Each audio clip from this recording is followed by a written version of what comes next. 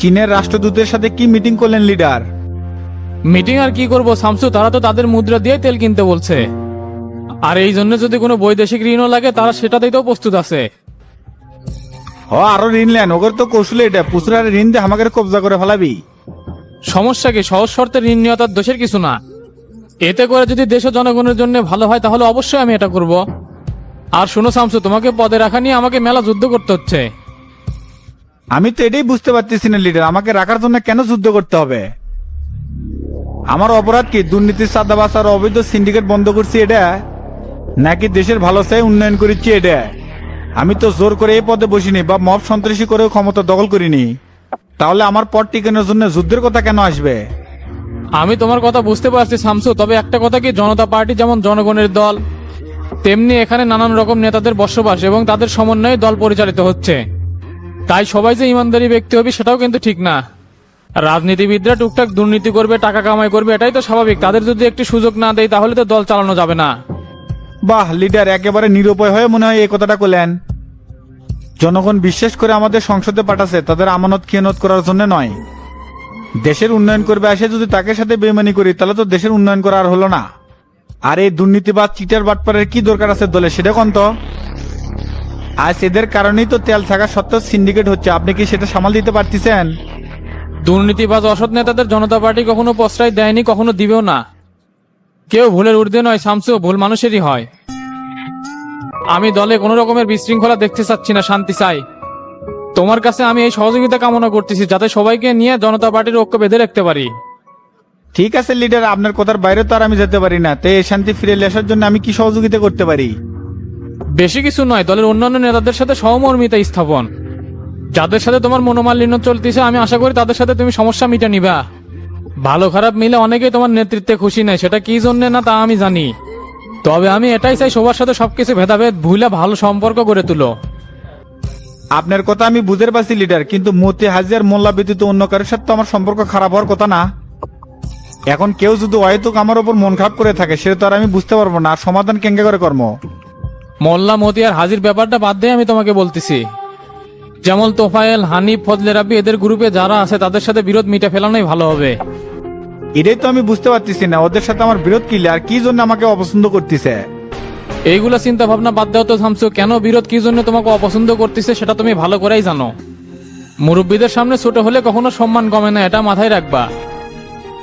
ওদের গ্রুপের কিন্তু একটা ভূমিকা আছে জনতা পার্টিতে, তাই আশা করি তোমাকে আর কিছু বলতে হবে না। ঠিক আছে লিডার, ওদের সাথে বসে আমি এটা মিটানোর চেষ্টা করব, কিন্তু তারপরে যদি না মানে তখন কি করব? তুমি আগে বসে কথা বলো, তারপরে পরেরটা পরে দেখা যাবে। ঠিক আছে, তাহলে এখন আমি উঠলাম, মন্ত্রণালয়ে যেতে হবে, অনেক কাজ হাতে জমা হয়ে আছে। ঠিক আছে, যাও। হ্যালো টেরা, বলেক। ওস্তাদ আমি তো ঢাকাতে যাচ্ছি। কে রে, বলা নাই কোয়া নাই, তুই হঠাৎ করে ঢাকা চলে যাচ্ছ, কোনো সমস্যা আছে নাকি?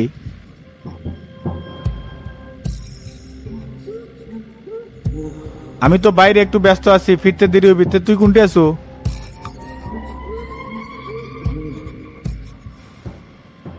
আচ্ছা ঠিক আছে, ওদের সাথে বাসায় চলে যাস, রাতে দেখা হবি নি। চাচা কোন কি হচ্ছে? কে রে, ওষুধ যে আমার শেষ হয়ে গেছে সেটা তো মনেই আসিল না। কে আপনাকে না আমি কালকেই জিজ্ঞেস করলাম, কোনো উত্তরই তো দিলেন না। নানান চাপে আছি, তালের কি আর ঠিক আছে? মজনুর বাপ যে ঝামেলা শুরু করছে না জানি এখন কি করে বসে। চাচা আমিও শুনলাম, তে আলগাই মাতব্বরি করা কি দরকার? কি হচ্ছে না হচ্ছে সবাই তো জানে, আর ওনাকে মাসে মাসে চলার জন্য টাকা দিচ্ছি না। আর এখন পাকনামো করে আমাকে কথার যদি বাইরে যায় তাহলে তো এখন এগুলো সব বন্ধ করে দেয় লিখবি। মানুষের বয়স হয়ে গেলে নাকি ছোট ছেলের মতো হয়ে যায়, মজনুর বাপের হচ্ছে সেই হাল। ফফিক নিশ্চয়ই কোনো লোভ টোপ দেখায় উস্কে দিছে, সেই জন্যই তো এত ফাল পারিচ্ছে। আসলেই চাচা এই বুড়াজিন বেশি ফাল পারিচ্ছে, আর একটা ভিত করা দরকার। নির্বাচনের জন্য খালি আমার হাতটা বেঁধে থুইছে, নাহলে তো এক তুলে নিয়ে এসে পাঁচার ঠিকই পোজ মারলাম নি। বুঝা পাচ্ছি, নির্বাচনটা আগে শেষ হবার দে, তারপর একটা ব্যবস্থা করমই নি। আর আমার প্রেসক্রিপশনটা তোর ফোনে আছে না রে? চাচা আছে, আর আমি মিজানিক দেব ওষুধ আনাচ্ছি, সমস্যা নাই। আচ্ছা ঠিক আছে, তাড়াতাড়ি নিয়ে আয়, সকাল থেকে কোনো ওষুধই খাইনি। এ সিটিং বাটপাট টাউ টুয়া মিজান কুটিরে এটিআই তো। ভাই আপনি দেখি এখনো আমার উপর খেপে আছেন। চুপ কর শালা চিটিং, তোর এখনো তো হিসাব হয়নি। ভাই আপনি দেখেছি এখনো আমাকে ভুল বুঝে আছেন, আমি এমন কি করছি? এ বাটপাত, তুই কি করছু মনে নাই? ষড়যন্ত্র করে আমার সংসারে আগুন লাগিয়ে দিছু। এগুলা আমি পরে দেখিচ্ছি, এখন তাড়াতাড়ি মন্টুর দোকানে যা চাচার ওষুধ নিয়ে প্রেসক্রিপশন তোর হোয়াটসঅ্যাপে পাঠিয়ে দিচ্ছি। আচ্ছা মাই ঠিক আছে। আরে গোলাপি ভাবি হঠাৎ আমাকে বাড়ির চাচা আসসালামু আলাইকুম, কেমন আছেন? ওয়ালাইকুম সালাম ডন। এই তো বাবা মোটামুটি ভালোই আছি। তা হঠাৎ কি মনে কইরা তুমি আমার সাথে দেখা করতে আসলা? জরুরি কিছু বলবা নাকি ডন? আমার সাথে আপনার এলা যাওয়া লাগবে, তো তা ভাই কথা খবর আছে? না না ডন, এ কথা তুমি আমার বইলো না। তোতার সাথে আমার কোনো কথা নাই। তোতার সাথে আমি কি কথা বলবো? তোতার সাথে দেখা করতে যাইতে পারবো না ডন, তুমি চলে যাও। আর তা না হলে অন্য কোনো কথা থাকলে সেটা বলো। তোতার সাথে দেখা করার কথা আমারে ভুলেও বলবা না। ওর সাথে আমার কোনো কথাই নাই। এঙ্কা কঠোর হলে হবে, দেখা করলে কি দুনিয়াদারি উল্টে যাবে। গাড়িত করে নিয়ে যাবো, গাড়িত করে আবার রেখে যাবো। আমার সাথে চলেন তো। শোনো ডন, আমি কিন্তু ঠিকই বুঝতে পারছি তোমরা আমারে কি জন্য ডাইকা পাঠাইছো। শোনো ডন, তোতা আমারে যতই ভূগোল বুঝ দেখ না কেন, কোনো কাম হইব না। তোতার বিরুদ্ধে এবার আমি সংবাদ সম্মেলন করমুই। আর এই সংবাদ সম্মেলন থেকে কেউ আমারে আটকায় রাখতে পারবো না। অনেক ধৈর্য ধরছি, এবার আমার ধৈর্যের বাঁধ ভেঙে গেছে। আমি এবার তোতার সাথে ভালোভাবে মাঠে নামবো। তুমি চলে যাও, হইব না। আপনি দেখেছি এমনি একদিকে কথা নিয়ে গেলেন, আমি কি এটুকু অর্জন আছে? তোতা ভাই আপনি কিসের ডাকছে সেটা আগে শুনেন, তারপর যা করার করেন নে। আচ্ছা ঠিক আছে, চলো দেখি তোতা কি বলে। এত যেহেতু বায়না ধরছো তুমি, না গেলে তো ছাড়বা না, সেটা খুব ভালো কইরাই বুঝতে পারছি। তা চলো। শোনো টন, যতই তোমরা আমারে ভূগোল বুঝ দাও না কেন, আমি কিন্তু আমার সিদ্ধান্তেই অটল থাকবো। সেটা আগে থেকেই বইলা দিলাম ডন। ঠিক আছে চলেন। কি হয়েছে তোতা, বলো তো দেখি। তুমি আমারে এমন কইরা ডন্ডে দিয়া ডাইকা নিয়ে আসলা কেন? কি জন্য ডেকে নিয়েছিলাম সেটা বোঝেন না? এলে কি শুরু করছেন? টাকা পয়সা দিয়ে মামলা তো ঢিসমিস করবার চাচ্ছিলাম, কিন্তু আপনি তো আমার কথা শুনলেন না। তারপরে মামলা নিজস্ব গতিতে চলতেছে, আপনাকে কোনোদিন আমি ডিস্টার্ব করি নাই। সামনে আমার ভোট, তলে তলে শুনতেছি ওই বিষয় নিয়ে বলে আপনি সংবাদ সম্মেলন করবেন। তুমি যা শুনছ সেটা ঠিকই শুনছ। এবার আমি তোমার বিরুদ্ধে সংবাদ সম্মেলন করবই তোতা। টাকা পয়সা দিয়া কোনো লাভ হইব না। এবার আমি সংবাদ সম্মেলন কইরা সকলরে তোমার বিষয়ে জানাই দিমু। সিদ্ধান্ত আমি নিয়া ফালাইছি। এ সাবু চাচা, মাথা কি আপনার নষ্ট হচ্ছে নাকি? সুখে থাকতে কি ভূতে খিলাচ্ছে, নাকি সবিক তলে তলে পানি পড়া খিলেছে সেই জন্য লাফালাফি করিচ্ছেন? সেটা খাওয়া লাগবে কেরে ডন? আমরা কি গরিব মানুষ বইলা কোনো রকমের অন্যায়ের বিচার পাইব না নাকি? আমি আগেই জানতাম এইখানে আসলেই তোতা এই বিষয়ে আমার সাথে আলোচনা করবে। সেই জন্যই আমি এইখানে আসার জন্য কোনোভাবে রাজি হই নাই। কিন্তু তুই আমারে উল্টা পাল্টা বুঝাইয়া ফাঁকি দিয়া এইখানে নিয়ে আইসস। সে আমার কথাই তো ঠিক হইল। তোতা তো এখন এই বিষয় নিয়েই কথা তুলছে। ও চাচা, মিসে আপনি উত্তেজিত হচ্ছেন কি জন্য? আমার সাথে না বসলেই মামলার আপনি সমাধান নিতে পারবেন। শফিক আমার ক্ষতি করার জন্য আপনি ঘুষকে দিছে, এই সহজ জিনিস আপনি বোঝেন না। আবারও করছি, ভালো একটা অ্যামাউন্ট দেবো, এটা নিয়ে মামলাটা আপোষ করেন। আর যতদিন আল্লাহ দুনিয়াত বাঁচে আছেন আপনার সকল দায়িত্ব আমার। আর এমপি হলে তো কোনো কথা নাই, দিব্যি রাজার আলে চলে পারবেন, সেই সুযোগ সুবিধা আপনাকে করে দেবো। যেহেতু আমি একটা ভুল করে ফেলাছি, আর প্রাশ্চিত্য করার আমাকে সুযোগ দেন। না না তোতা, তোমার এই সমস্ত চিরা বিজানের কথায় কোনো প্রকার কোনো কাজ হইব না। আমি যে সিদ্ধান্ত নিছি সেই সিদ্ধান্তেই অটল থাকবো। টাকা পয়সা মানুষই কামাই করে, আবার মানুষই সেগুলো খরচ করে। তাই বইলা কি আমি আমার ছেলেকে কোনোভাবে ফিরা পাইব নাকি? তোমার টাকা দিয়া কি আমার ছেলেরে ফিরাই দিতে পারবা? শোনো, এই সমস্ত কথা বইলে কোনো লাভ হইব না। সংবাদ সম্মেলন আমি এবার কইরে সার মতোতা। আপনারা তো ভালো কথা শোনার জাত না, বেনের হলো তাদের বুদ্ধি। আপোষে যদি না মানেন তাহলে তো আঙ্গুলটা বেঁকা করাই লাগবে। আঙ্গুল বেকা করবা মানে? তুমি কি বুঝাইতে চাইতেছো তোতা? তুমি কি আমারে ভয় দেখাইয়া দমায় রাখতে চাইতেছো নাকি? একটা কথা মনে রাখো তোতা, আমারে ভয় দেখিয়ে কোনোভাবে তুমি আমার সিদ্ধান্ত থেকে এক চুলো আমাকে সরাইতে পারবা না। এ মেয়ে আপনি চুপ থাকেন, তার কোনো কথা কইেন না। এই ধর নির্বাচন পর্যন্ত চাচাকে আমার গোডাউনে হাত পাও বান্ধে আটকে রেখে দে। আচ্ছা ভাই, রাখতেছি। দেখো তোতা, তুমি কিন্তু এখন বেশি বেশি করে ফেলাইতেছ। আমারে আটকায় রাখবা মানে আমারে আটকায় রেখে কি তুমি আমারে কোনোভাবে দমাইতে পারবা নাকি? এতে করে কিন্তু আরো বেশি বেজালে পড়া যাইবা। কথাটা ভালো কইরা মনে রাখো। এ বাল, আপনি এত কথা করছেন কি জন্য? চুপ থাকতে বলিনি? কে রে, তুই এখনো দাঁড়িয়ে আছো কি জন্য? নিয়ে যা আমার সামনে থেকে। কি রে টেরা, কি ব্যাপার? তোর কথা শুনে মনে হইতাছে তুই ওস্তাদ রে কিছু না জানাই ঢাকাতে চলে আইছিস। তার মানে কি তুই ওস্তাদকে কিছু না বইলাই ঢাকাতে আইছস নাকি? না, যদি আবার মানা করে তাই এসেই জানালাম। কি রে টেরা, চেয়ারম্যান হয়ে দেখি তুই ভালোই বুদ্ধি হয়েছে তোর। ওস্তাদের মন মেজাজ ঠিকই বুঝতে পারস, কৌশলে ঢাকা চলে আসলি। সাবাস, আগে চাইতেও অনেকটা উন্নতি হয়েছে তোর। সেটা না বুঝলে শামসু ছোট ভাই কেমনে হলাম? তে গুরু কি অফিসে আছে নাকি? হরে টেরা, গুরু এই সময় অফিসে উপস্থিত আছে, তবে উনি সকল জিএমদেরকে নিয়ে বুট মিটিংয়ে বইছে।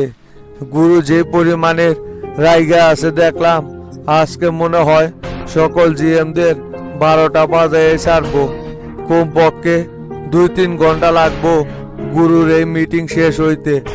কে, কোনো ঝামেলা হচ্ছে নাকি মানিক ভাই? আর বলিস না রে টেরা, গত কয়েক মাস যাবতই কোম্পানির সেলের অবস্থা খুবই খারাপ। তাই এই মাসে একেবারে অবস্থা ভয়াবহ। এইটা নিয়ে গুরুর মাথা গরম। এইদিকে আবার পাবলিকের কাছেও অনেক টাকা পয়সা আটকে আছে, সেগুলো তোলা যাচ্ছে না। শামসু ভাই তো কোম্পানির দিকে কোনো নজরই দিতে পারতেছে না। দেশ এবং দেশের সমস্যাগুলো ঠিক করতে করতেই ওনার সময় পার হয়ে যায়। সকল চাপ আইসা গুরু আর আমার উপর পড়ছে। এই চাপগুলো সামাল দিতে যায়া একেবারে নাজেহাল অবস্থা গুরু আর আমার। বুঝে পারছি, সেই জন্যই তো কোনোটি বার হয়ে পারো না। অফিসে থাকতে থাকতে কুয়ার ব্যাং হয়ে গেছো। কি আর করার বল রে টেরা, এই সব কিছু তো আমাদের নিজেদেরই। আমরা যদি না করি তাহলে এইগুলো কারে দিয়া করামু। তাই একটু কষ্ট কইরাই গুরু আর আমি সব কিছু সামাল দিতেছি, এ আর কি। বুঝে পারছি, অফিসে আর রোবট হয়ে থাকো না। চলো একটু বাইরে যাই, ঘোরাফেরার খাওয়া দাওয়া করে আসি। কি রে টেরা, এখনই বাইরে যাইবি? ঢাকাতে আসলি গুরুর সাথে আগে দেখা করবি না? গুরুর সাথে দেখা না করাই বাইরে যাইতে চাইতেছস? আগে গুরুর সাথে দেখা করে নি। তার বলে মিটিং শেষ হতে 2-3 ঘন্টা লাগবে, তে এতক্ষণ এরই বসে থাকবো। তার সে বাইরে থেকে ঘুরে আসে আর দেখা করে একসাথে বাসার চলে যাবনি। আচ্ছা ঠিক আছে টেরা, তুই একটু সময় অপেক্ষা কর। হাতে 2টা কাজ আছে। টেবিলে এই মাসের বেতনের একটা ফর্ম আছে, এটা ইমার্জেন্সি সাইন করা লাগবো। এটা যদি এখন সাইন না করি তাহলে এই মাসে শ্রমিকদের বেতন দেওয়া কোনোভাবে সম্ভব হইব না। তাই এই কাজটা না করে কোথাও যাওয়া যাইব না। কাজটা আগে শেষ করি তাইলে। আচ্ছা ঠিক আছে মানিক ভাই, আপনি তাড়াতাড়ি কাম সারেন, আমি আপনার জন্য অপেক্ষা করছি। আরে গোলাপি ভাবি, হঠাৎ আমাকে বাড়ির? গোল্লারে, আমার তো সর্বনাশ হয়ে গেছে, কিছুই জানিস না তুই। কি কোন ভাবি, কি সর্বনাশ হচ্ছে?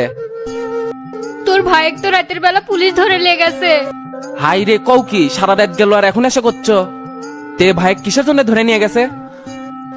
ওই বেনে লোভ করে বেশি দামি তেল বেচেছিল, পুলিশ জানবার পায়ে ধরে নিয়ে গেছে। তে মাস্টার চাচা কোনটি বাড়িতে আছে? চাচা বাড়িতে আছে, তুমি যাও, আমি আইনাল ভাই ছেড়ে আসার ব্যবস্থা করিচ্ছি। যা করবো তাড়াতাড়ি করিস রে গোল্লা, আমি খুব টেনশনে আছি। আপনাকে বারবার কইছিলাম ভাই, সিন্ডিকেট করে বেশি দামে তেল বেচার দরকার নেই। এখন দেখলেন কি হলো, এর থেকে আর বাড়ি হওয়ার পাবো না। এ বে মেয়া মেয়া করছো কি জন্য? কিছুক্ষণ পর দেখছি থানাত নেতা কর্মীদের ভরে যাবি নি। আমরা কি এটি খুন খারাপই করে যাচ্ছি নাকি রে যে আটকে থুবে? আপনি যে বেশি দামে তেল বেচেন এটা তো এখন সবার সামনে ফ্ল্যাশ হয়ে গেল, মানুষ তো এখন কবি নেতাও সিটার। আর তখন তো ভাবিও আপনাকে মানা করছিল এগুলো 2 নম্বরই করেন না, তারপর আপনি কারো কথাই শুনলেন না। আমারে কপালে দুঃখ আছে, শুনলাম তেলে সিন্ডিকেট করে যারা ধরা পড়িচ্ছে তারও কারিও কি সারিচ্ছে না, সরাসরি জেলে পাঠিয়ে দিচ্ছে, কোনো জামিন দিচ্ছে না। এত চিন্তা করিস না তো, যদি জেল দেয় তোর সব খরচ আমার এবং জামিনও আমি করামো। সিন্দিকি খালি জেলে যাওয়ারটা করেছি, দোকান দিয়ে সিলগালা করে দিল, ওটা কেমনে খুলবেন নি? আপনার সাথে থাকে আমার 2 বার জেলে আসা লাগলো, আমার লাইফটা কি আর কিছু থাকলো? সিলগালা পরে গেল না, আমি কি আর বিয়ে করে পাবো? হোসে এর কথা শুনো, এ পাগলা মরদ মানুষই তো জেলে আসে। তুই জেঙ্গা করে টেনশন করছু, হুট করে তুই স্ট্রোক করবো রে। এ আইনাল ভাই, এটা কোনো কথা? আমি তেল ব্যাগ করে গাড়ি বের করে পারিচ্ছি না, তুমি ডাবল দামে তেল বেচিচ্ছ, এটা তো জানবারই পারলাম না। জেরেমি করো না, হামাগরে থেকে বেশি নিয়ে পারবে না দেখে কওনি। এ বে মিছে এক কথা দান কোশ না। হুট করে মিতালি পাম্পে তেল একটা লাইন পাঠিলাম, কিনে নিয়ে এসে ডাবল দামে বেচেছিলাম। খোলা বাজারে না সবগুলি ডাবল দামে বেচিচ্ছে, তা করে তো ধরলো না, তোমাকে ধরলো কি জন্য? গোল্লা ভাই আর কোয়েন না, এই লোকের লোভ বেশি, ডবলের উপরে আরো 20 টাকা বাইরে দিছিল। যে ডিবি আমার ধরে লেছে, আধা ঘন্টা ধরে আমাকে রিকোয়েস্ট করেছিল যে ডবল দামি তেল নিবি, তাও এই লোক দেয় নাই। কেবলকে বুঝে পারছি, সব নেই আইনাল ভাইরই দোষ। এ বাদ দে তো, এখন সারানোর ব্যবস্থা কি করছো সেটা কত, এর সাথে কেটে হচ্ছে। সাথে চাচা যাচ্ছে শুনে তো সেই মেজাজ খারাপ করে আছে, দেখুনি কি চোদনটাই দেয়। আমার ভুল হয়ে গেছে রে, কাজটা করা ঠিক হয় নাই, তুই এলে চাচাক বুঝে কোষ। তুমি মিয়া ডিস্টার্ব আছো, রাজনীতির দোহাই দিয়ে এতদিন ইনকা করে ভক্ক চক্কর করছো। তুমি মিয়া জানো না আমাদের প্যানেলে 2 নাম্বারই কাম চলে না, চাচা উচির সাথে কথা করছে, আগে বের হও তারপর কথা কমুনি। গোল্লা ভাই এনা তাড়াতাড়ি করেন গো, এটি পেশাবের গন্ধে আমার দম বন্ধ হয়ে আসছে। এই শালা চুপ কর, ছেলেকে তাড়াতাড়ি বের করা যায়, থানার সবকিছু সিস্টেমে হয়। ভাই একটা বিড়ি দেন তো, খুব টেনশন লাগিছে, যে বেলা লোকের সাথে আছি তাই কিছুই খায় না। শালার বেটা জেলের ভিতরে আসু দেখে বেঁচে গেল, নাহলে 1 লাত্তিতে মাজা মোজা ভেঙে ফেলে দিলাম নিয়ে। আমি কি এটি বিড়ি লিয়াচ্ছি? এ গোল্লা তুই এর কথা কাম দিস না তো, যা তো তাড়াতাড়ি বাড়ি করার ব্যবস্থা কর। কি করবো ভাই কোন, এই তেলের সমস্যা নিয়ে খুব পেরার মধ্যে আছি। সরকারের কাছে তো যথেষ্ট তেলের মজুদ আছে, এই সিন্ডিকেট তো পাম্প মালিকরাই করিচ্ছে। এখানে আপনাদেরও ব্যর্থতা আছে ওসি সাহেব। আপনারা যদি ভালোভাবে নজরদারি করলেন নি তাহলে কি আর এটা করতে পারে? আর কাউন্সিলরের বেটা যে মদিনা পাম্পের ম্যানেজারে ছুরি মারছে, অকি গ্রেপ্তার করে পারছেন? চাইলে কি ভাই গ্রেফতার করা যায়? ওই চেংড়া ছুরি মেরে পলা যায়, এখন পুলিশ তা খুঁজতেছে। বুঝে পাচ্ছি, এখন আইনালেক আমার হেফাজতে ছেড়ে দেন তো, এর পরবর্তীতেও এই ধরনের কাজ আর করবি না। দেখেন সভাপতি সাহেব, আপনারাই যদি অন্যায়কে প্রশ্রয় দেন তাহলে আসামিকে আমরা ধরেই বা কি করি? ওই ছেলে তো অবৈধভাবে তেল মজুত করছে তো করছে ঠিক আছে, আবার ডাবল দামের চাইতে বেশি দামে তেল বিক্রি করতেছিল। আমরা তো খোলা বাজার অল টাইম চেকিং এর উপরে রাখছি, আজকেও 3 ধরে নিয়েছি। আচ্ছা ঠিক আছে, বুঝে পারছি ওসি সাহেব, তবে ওই ছেলেটাও কিন্তু খারাপ না, হয়তো লোভে পড়ে এই কাজ করছে। আমি শাসন করে দেবনি, নেক্সট টাইম থেকে আর এই ধরনের ভুল করবি না। ঠিক আছে ভাই, আপনি যেহেতু নিজে এসে সুপারিশ করেছেন, এবারের মতো আগামী ছাড়ে দিচ্ছি, তবে নেক্সট টাইম কিন্তু ছাড় দেবো না, এটা মাথায় রাখেন। এ হাসান এদিকে আসো তো। জি স্যার বলেন। লকেবে আয়নাল নামে একটা ছেলে আছে, ওকে ছাড়ে দাও। স্যার ওর সাথে তো আরেকটা গ্যাটিস আছে, ওকে ছেড়ে দেবো নাকি? ভাই ওই গেডিজে কি আপনাদেরই লোক নাকি? হ্যাঁ, ওই আইনালের দোকানের কর্মচারী, ওকে ছেড়ে দেন। এ হাসান ওই দুটো কি ছাড়ে দাও। ডাক্তার সাহেব, রোগীর এখন কি অবস্থা? বাড়িতে নিয়ে যাওয়া যাবে? দেখেন হাতে পায়ের হাড়গুলো এখনো ভালো মতো জোড়া লাগে নাই, যদি হাসপাতাল থেকে রিলিজ দিয়েই দিই বাড়ি থেকে ভালোভাবে যত্ন করে পারবেন। সমস্যা নাই ডাক্তার, বাড়িতে পরিচর্যা করার জন্য লোক আছে, ওরাই দেখে শুনে রাখবিনি। তো এমনিতে তো আর কোনো সমস্যা নাই না? সমস্যা নাই আবার আছেও, যেভাবে মারগুলো মারা হচ্ছে একেবারে প্রফেশনাল ভাবে। কি অপরাধ করছিল বলেন তো? এইভাবে তো কেউ চোর কেউ মারে না। কি করব বলেন, সবই রাজনৈতিক শত্রুতা। নির্দোষ একটা চ্যাংরাক ধরে এরকম অমানুষের মতো পিটান পিটেছে। তে আপনারা মামলা করেন, এইভাবে নির্দোষ মানুষকে মারলেই হবি নাকি? দেশে কি আইন কানুন নাই? দেশে আইন কানুন সবই আছে, আগে ম্যারের বদলে ম্যার হবি, তারপরে মামলা করবো। যেহেতু রাজনৈতিক গ্যাঞ্জাম সেই জন্য একটু সময় নিচ্ছি। হ্যাঁ নেন, এই ধরনের মারামারি তো আজকাল বেশি হচ্ছে। তে ডাক্তার সাহেব এখন আবার ড্রেসিং করে দিবেন নাকি? না এখন দিব না, সন্ধ্যার আগে আগে আরেকবার ড্রেসিং করে দিব। আর মনে হয় রুগীকে 2 দিন রাখলে ভালো হবে, তারপরে বাসায় নিয়ে যান। আচ্ছা ঠিক আছে ডাক্তার সাহেব। রমজানে কেমবা দেখলাম না মানিক ভাই ওই কুটি? ওস্তাদ ওরে যেন কি একটা কামে ঢাকার বাইরে পাঠাইছে। 2-3 দিন যাবত ওই ঢাকাতে নাই, আমার সাথেও কথা হয় নাই। আর এইদিকে তো অনেক বড় ধরনের গ্যাঞ্জাম বাইজা গেছে, সেই সম্পর্কে কোনো কিছুই পর্যন্ত শুনছিস নাকি? কিছু কিছু জানি, ভালো মানুষের তো এই দেশে দাম নাই। ওস্তাদের পিছনে মানুষ এতই ষড়যন্ত্র করলো। সেই রকমই একের পর এক ওস্তাদের উপর বিভিন্ন রকমের ঝামেলা আসতেছে। তবে এবারে ঝামেলা এখন আপাতত থামানো গিয়েছে, তবে ভবিষ্যতে যে আবার নতুন কইরা কোন ঝামেলা ওস্তাদের গাড়ে আইসা পড়ে সেটা তো বলা যায় না। একের পর এক সবাই তো শুধু ওস্তাদের ক্ষতি করার জন্যই তাল পাইতা বইসা থাকে, কখন সুযোগ পায় ওস্তাদের ক্ষতি করার। আমার তো মনে হচ্ছে চেয়ারম্যানই ছেড়ে দিয়ে এসে ঢাকার থাকি। আপনি আর গুরু সবসময় অফিসে ব্যস্ত থাকেন, এদিকে ওস্তাদকে একলা ছেড়ে দেওয়ার তো কোনো দরকার নাই। তাই আমি ভাবতেছি সবকিছু একবারে ছেড়ে দিয়ে ঢাকা চলে আসবো। দূরবে কি পাগলের মতো আলাপ পারিস? তুই হচ্ছিস এলাকার চেয়ারম্যান, জনগণের সেবা করা তোর দায়িত্ব। তুই এই টাইমে ঢাকা এসে কি করবি? আর এইদিকে যদিও কোনো ঝামেলা হয় সেটা দেখার জন্য তো রমজান সর্বক্ষণিক উস্তাদের সাথে আছেই। সমস্যা নাই, তুই এলাকা থাইকাই জনসেবা কর, তোর ঢাকায় আসার কোনো প্রয়োজন নাই। আচ্ছা দেখি ওস্তাদের সাথে কথা কয় কি কয়। তাতে বল এবার কোন দিকে যাইতে চাইতেছস তুই? তোর পছন্দের জায়গায় যাইমু। ধানমন্ডি লেকের দিকে গেলে কেমন হয়? ধানমন্ডি লেকের দিকে যাইবি? না, আগে একটা রেস্টুরেন্টে চলো, কিছু খাই, তারপর ধানমন্ডি লেগে যায় বসে থাকবনি। আচ্ছা ঠিক আছে, তাহলে সামনে গাড়ি সাইড কর। ওইখানে একটা হোটেল আছে, ওইখানে কালার রুটি পাওয়া যায়। অনেক দিন যাবত খাওয়া হয় না। তুই যেহেতু আইসিস, চল তাহলে তোর সাথে মিলা খাই। ঠিক আছে চলো।